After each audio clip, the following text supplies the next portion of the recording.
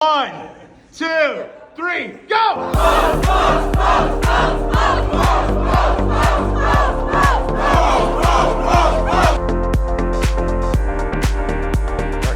Hey, this is a Fraternity Social Media Podcast with Guillermo Flores, and I am Guillermo Flores.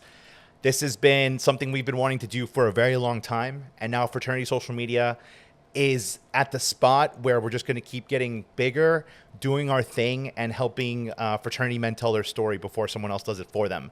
So we got to start off with a little bit about me, just who I am and what that looks like. I've shared my name is Guillermo. I was born and raised in the Chicago suburbs in Villa Park. If you've ever been to Portillo's Hot Dogs or know the band The Plain White T's, that is where I'm from, Villa Park. And yeah, I loved growing up in that space, in that area.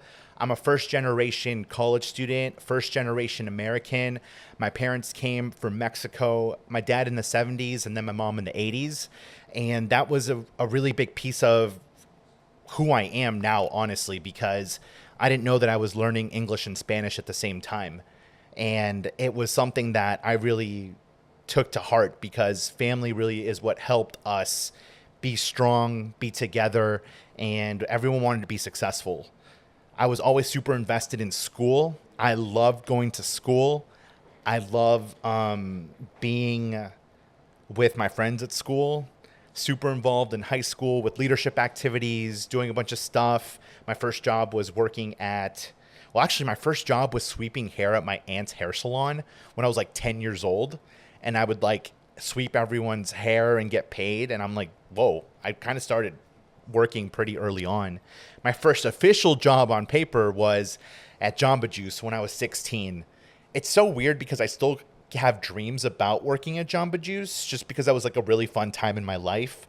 And back then we used to make mix CDs where we would download music from LimeWire, decorate the CDs, and we weren't allowed to do that because we were a corporate organization. But I would always break the rules and do like my techno house pop CDs that I would play at Jamba Juice. And high school was a good time for me. It was hard, but it was also a really, really, really good time. And I'll never forget my guidance counselor, Miss Ridlon, said, "Hey, what is your plan for college?" And I said, "Nah, I don't think I'm going to go to college. That sounds like it's really hard. And I hear like it's a lot of money. So I think I'm just going to be here at Jamba Juice doing my thing. High school's pretty fun." She goes, "Yeah, high school's going to end pretty quick. So I need you to start applying for colleges." And I honestly never thought I would go to college. I was very involved with my extracurriculars, but my grades were like, I was probably like a 2.7 GPA high school student. It's my extracurriculars that really helped me kind of raise the bar on what I was doing and take me to the next level. I got a bunch of like mailers and information from schools. Carthage College in Wisconsin was one of the ones that was really trying to get me to go there. I didn't know any better, so I said, you know what? Sure, we'll check that one out. And I don't think that could have ever been the space for me because that college, I think, is like, no shade to Carthage, they were like 2,000 students, and that's not that. My high school was actually bigger than that. So I did not end up there, but I ended up going to Southern Illinois University. Shout out to Salukis, down in Carbondale, Illinois. I had no idea that you had to go and visit a school before you went there. I was like, wait, what? I didn't know about that. My orientation as a new student was actually at in Downers Grove, Illinois, at a hotel because the school was 6 hours away. So in order to recruit more students from the Chicago area, they would do orientation sessions up in the suburbs. But yep, the first time I went to school at SIU was when I moved in. Had no idea what I was doing, and I was so excited all summer that I said, I'm really glad I went to a college where I was the only one from my high school who went there. So what I went there from that space, my dad drove, was my dad, my mom, and myself. And that whole summer, I was never, ever sad about leaving my hometown because I was ready for this new adventure. We start the 6-hour drive, and then that is when about an hour into the drive, I started breaking down the whole entire ride. I was like crying hard the whole time. And I was calling like all my family members, my aunts, my uncles, my cousins, and like saying bye to them. And I'll never forget, mi tia Cande was like, mijo, if you don't want to go, you don't have to go to college. You can stay here. And I just remember through my tears being like, no, tia, I have to go. It's something I want to do. This is so hard, but I have to do it. And I think about my family a lot because I was not the first one from my family and cousins to go to college, but I was the first one that went away because everyone stayed, no shade, everyone stayed at home and would go to college in Chicago or in a neighboring city where they still lived at home. So I was the first one that really went away. So we get down to Carbondale. I'm still crying. But then I'm like, all right, I'm about to move in. I got to get it together. I don't want to be the guy who's like crying moving into his dorm room. We literally park the car, start getting my stuff ready to move it into my dorm. And then this was the first time in my life, and I was 18 at that time. It was the first time in my life that I ever saw my dad cry. It was when they said bye to me when they were driving back to go to the hotel, and I was not going to see them again until the next time I would go to school. And that kind of shocked me so much because I'd never seen my dad cry my whole entire life. I'm like, damn, this is a really big deal. And said bye to my mom, said bye to my dad. I had been away from home, but never for this long, and I'd never lived by myself. And I was 18. Didn't know how to do laundry. I learned so many different life things in those first couple of months, and that's where I joined Phi Kappa Tau fraternity. But it was not until like a month and a half later that I actually joined. I didn't know what Rush Week was. I didn't know you had to sign up for recruitment. I didn't know any of that stuff because I was navigating how to be at college for the first time. I'll never forget the first day of classes in like late August where I thought you went away to school like in high school from like 7:30 a.m. to like 3 p.m. And I learned that you went to school maybe 2 to 3 hours depending on how many classes you had. So I go, what the hell do I do with the rest of my day? I shared that I didn't join my fraternity until a little bit later.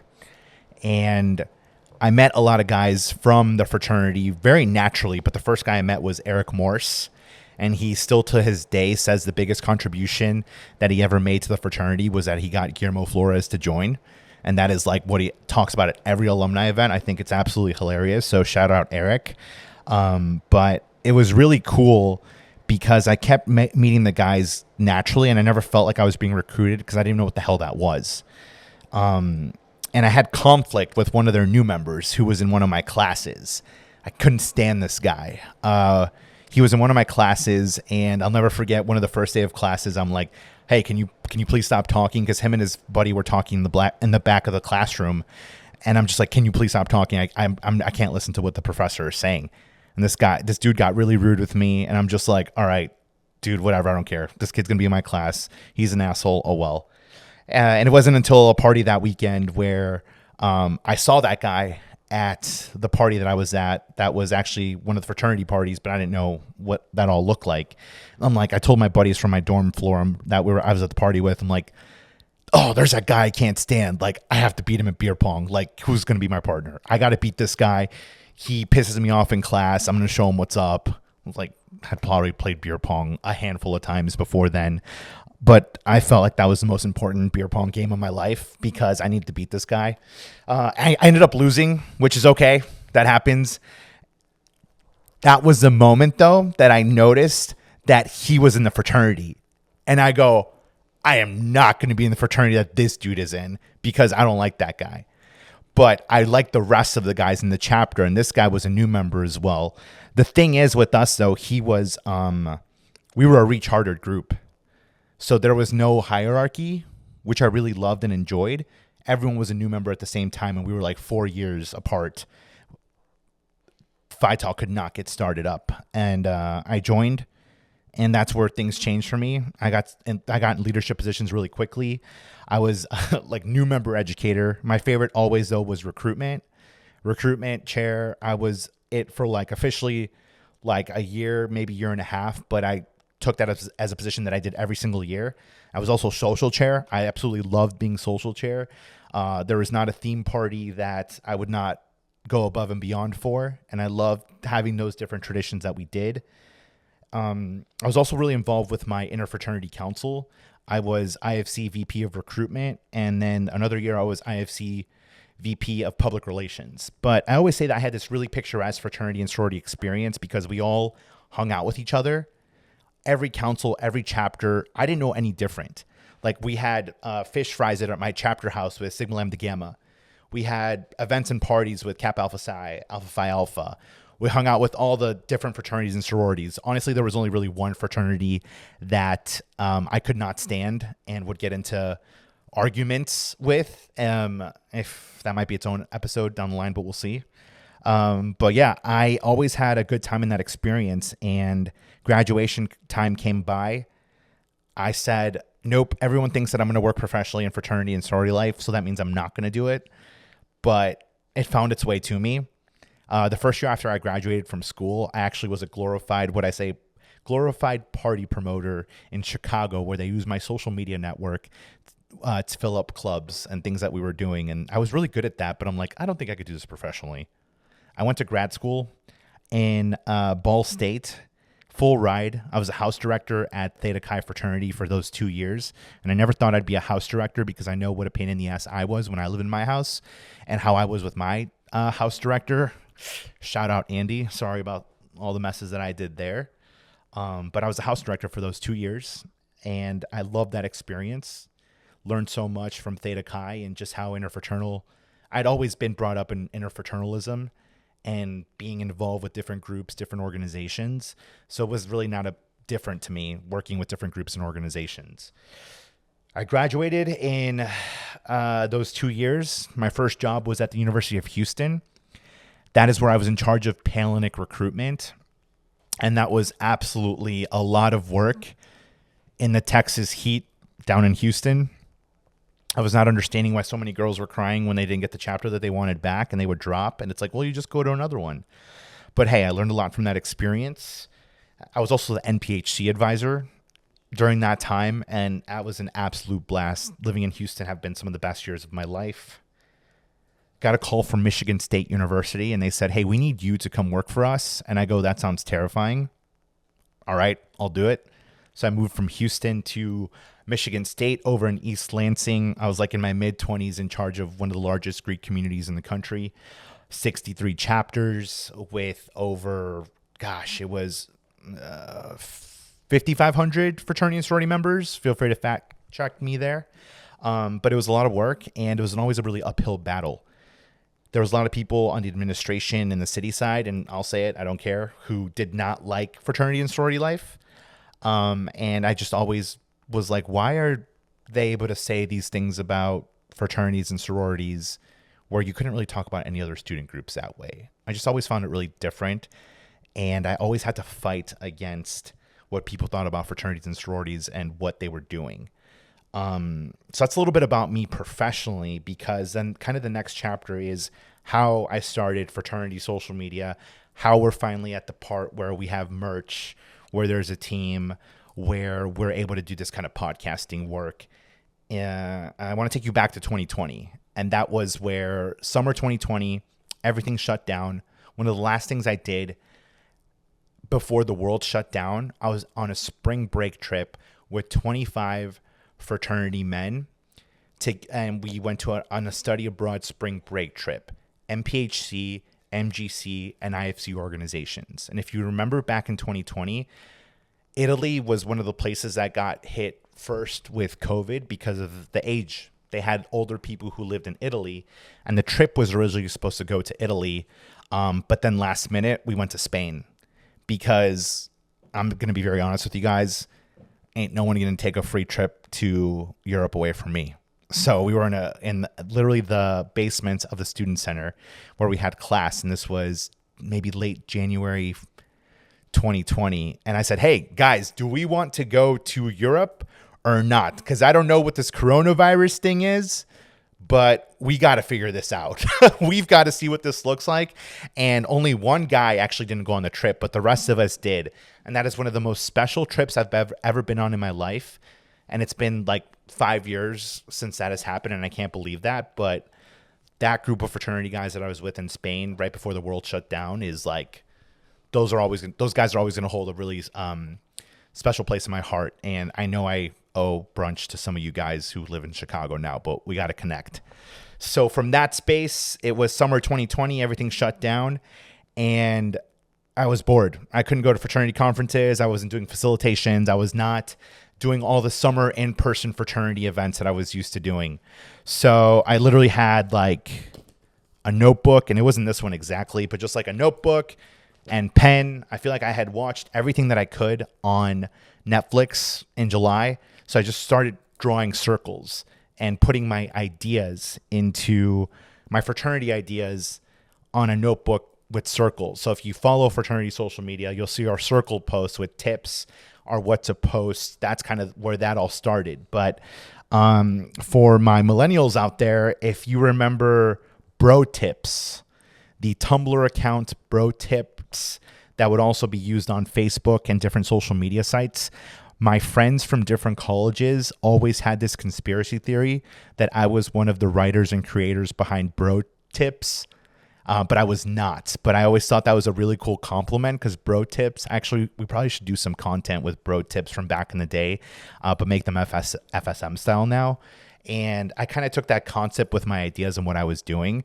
So I created this page. And if you see the fraternity social media logo, which is like literally behind me, I wanted to connect with colors and fonts that other fraternities didn't have. So if you look at the color schemes behind many fraternities, you'll see their colors are blue, red, yellow, gold, green. So I kept seeing those colors. So I wanted to make FSM as neutral as possible. So that is why I picked the light brown and the orange, because I wanted everyone to say, oh, that's blue. That's going to be Pi Kappa or ATO or Phi Beta Sigma. No, it's not. It's neutral colors that can fit with everyone because I wanted FSM to be for everyone. I picked that house logo literally as a free design from, oh my gosh, it's an app, Over. The app was called Over, but now it's called something else because another company took it over. So it's a free little design that I could take, and I just put those circles and put those together and added texture behind that. And I'm like, I'm just going to call this Fraternity Social Media because I can't think of a better name. And I almost did not call it Fraternity Social Media because I thought it was going to be too many letters in an Instagram username. But honestly, one of the best decisions I ever did was actually calling it Fraternity Social Media because it made it that much easier for search engine optimization. Because now, go to your phone, type in fraternity. We're probably going to be the first thing that you see when you type in fraternity into Instagram. And that is always something that I like to do when I meet with new people, or they say, oh gosh, I found you because I literally typed fraternity into the search bar for Instagram.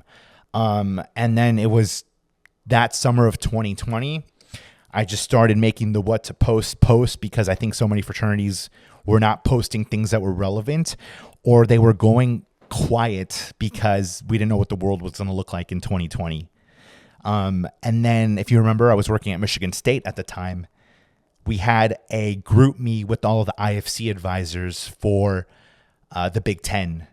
And that's where we would communicate. I don't remember who said this, but they're like, hey, Guillermo, can you make a presentation for our fraternities? Because I have no idea how they're going to be recruiting or getting their information out there to potential new members for this coming year, because a lot of that recruitment was on Zoom, or like everyone was in their own quiet space. And I always say that fraternity social media was made from a place of quietness and loneliness, but now it's turned into something else. So then I started posting my Big Ten. I did a Zoom call with IFC Big Ten recruitment chairs and vice presidents of PR. And that was a big hit with the guys, and that kind of helped grow the account more. And then there was this guy, Chad Oswald, SAE from the University of Toledo. He messaged me on Instagram, and he said, hey, Guillermo, I saw that you're making this work with the Big Ten fraternities. Can you do this for my community at Toledo IFC? So Toledo IFC was like the first group that I got to work with on Zoom.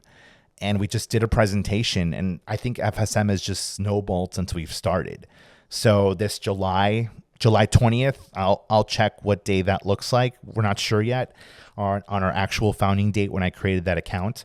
But that is when we said we are going to keep working with different groups.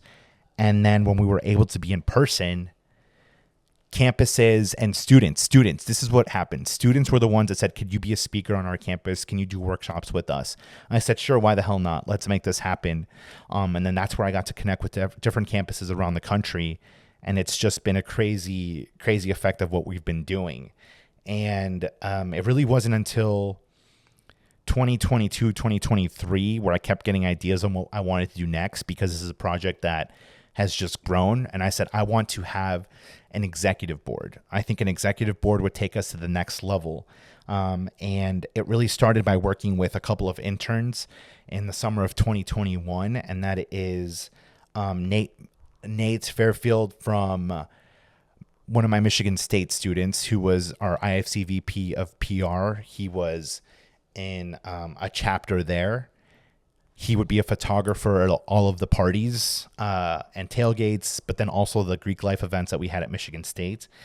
And then we also had just guys who were really invested in what we were doing. So we would get them involved and seeing what that looked like, because they wanted to be part of this experience. I said, yeah, if you guys want to help me with what I'm doing, because most of the time I don't know what the hell I'm doing, so let's make this happen.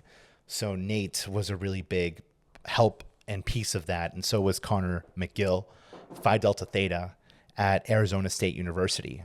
So I would work with the three of them a lot. And so I owe a lot of what we were doing now with the e-board model to them, because it was the three of us for such a long, long time.